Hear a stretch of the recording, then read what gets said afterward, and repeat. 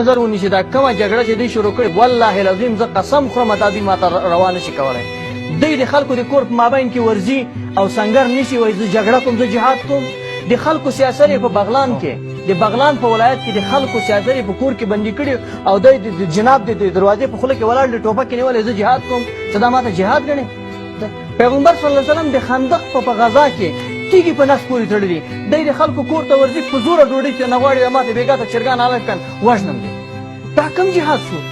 صحابه د خندق په غزا کې تیږې په نس پورې تړلي لیکن له خلکو نه ډوډۍ نه غواړي په خلکو باندې فشار نه وړي توره ورسره او ته له خلکو نه په زوره ډوډۍ غواړې ته له خلکو نه په زوره باج غواړې ته له حتی داسې موضوعات ما لیدلي دي چې د سړي په سر باندې توفانچه ایښې ده هغه سړی تللی د شولو نیال یې کړی په بغلان کې او دوی په سر توفانچه ایښې 12,000 افغانۍ دي وایي راکړه ما ورته دا څه کوې وایي دا ازبک دی. ما چې ازبک دی کافر خو نه دی امریکایي خو نه ده که نه